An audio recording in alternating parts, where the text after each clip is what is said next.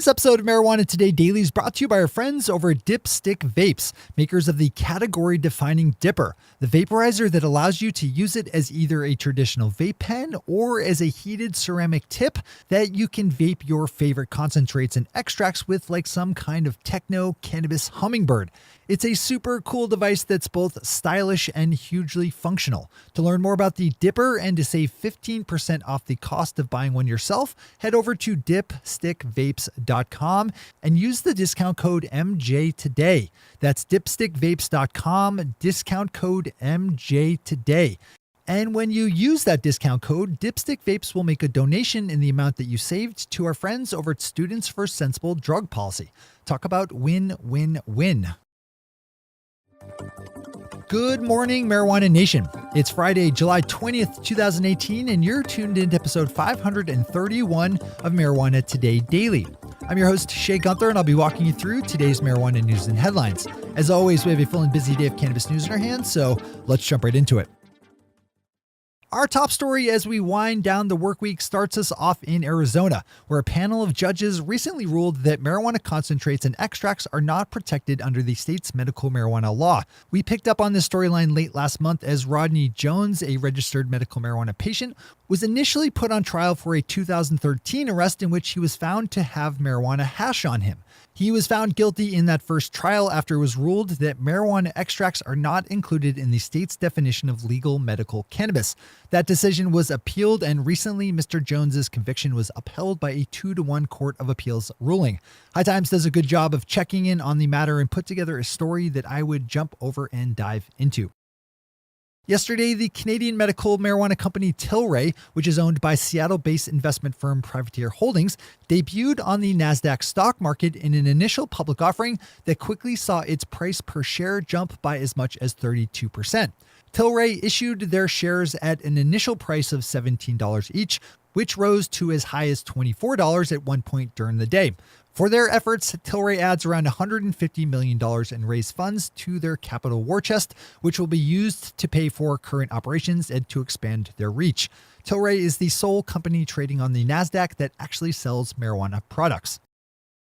Wrapping up today's top headlines is a story out of Pennsylvania about a new report just released by Pennsylvania Auditor General Eugene DePascal, which estimates that his state could see annual revenues from taxing legal marijuana as high as $581 million. The report figures that there are just under 800,000 regular cannabis consumers in Pennsylvania who would spend a total of around $1.66 billion on legal cannabis if it were available.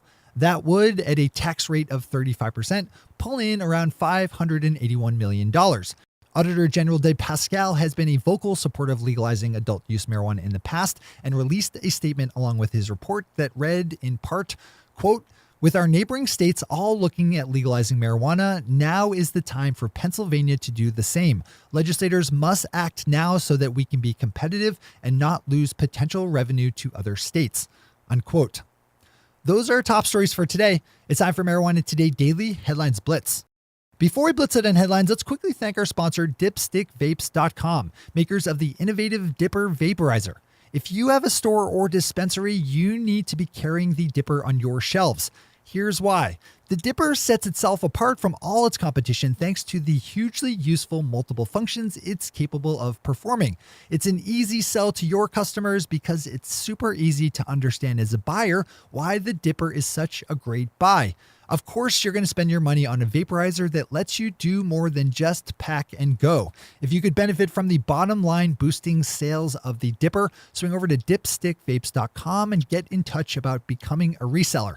And don't forget, if you want to buy a Dipper for yourself, use the discount code MJ today at dipstickvapes.com to save 15% off the already affordable price and to generate a donation in that same amount to our friends over at Students for Sensible Drug Policy.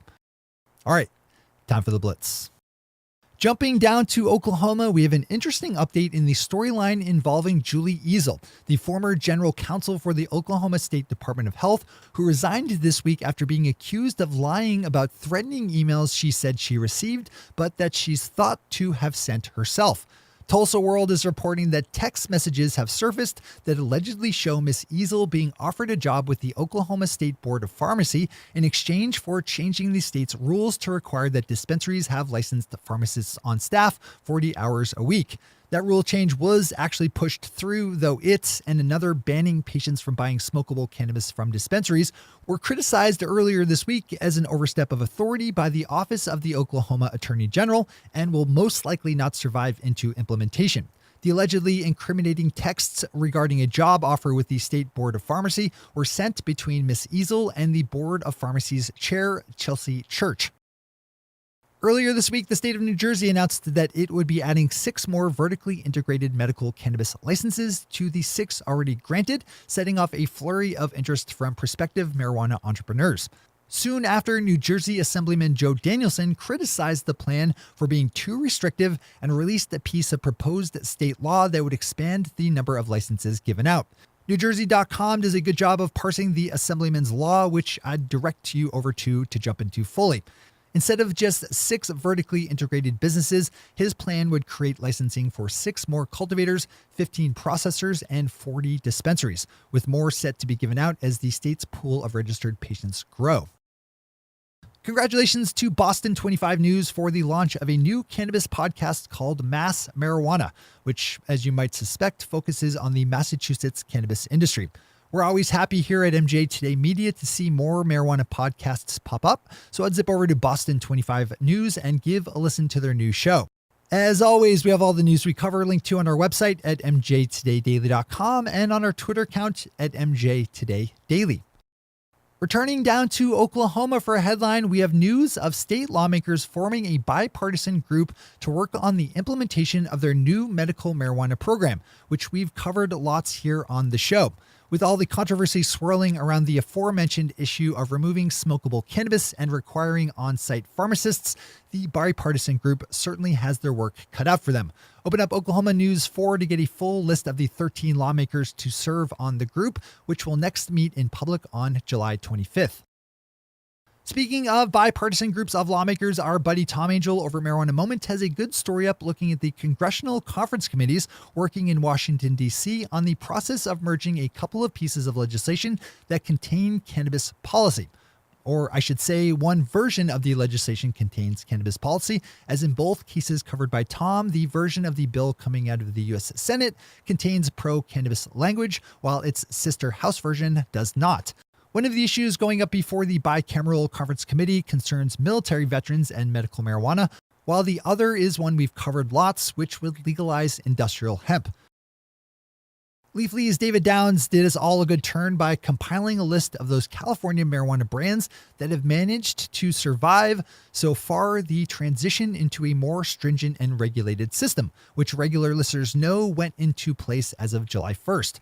Open up David's piece to see the full list, along with some of the locations where you can find them. And finally for today and for the week, we have a good story over at Marijuana Moment by Kyle Yeager about a couple of misplaced congratulations recently heaped on the U.S. Drug Enforcement Administration, or DEA, for being around for the past 45 years. The DEA, which I think we can all agree has done a pretty bad job of actually reducing the harms caused by the abuse of drugs, was officially thanked in a Senate resolution filed on Wednesday by Republican Senator Chuck Grassley of Iowa and Democrat Dianne Feinstein of California, co-chairs of the Senate Caucus on International Narcotics Control, and both considered pretty ardent prohibitionists. Those are the headlines and news for the day. I'll be back with you again Monday morning with another information-packed episode of Marijuana Today Daily.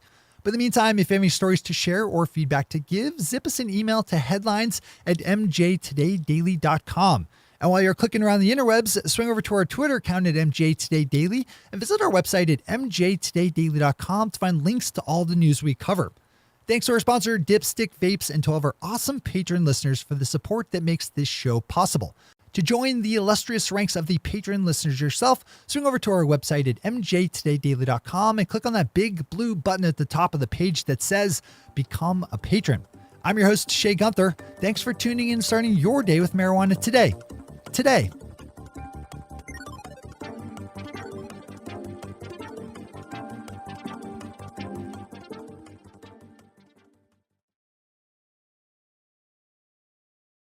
One take, Shay. One take.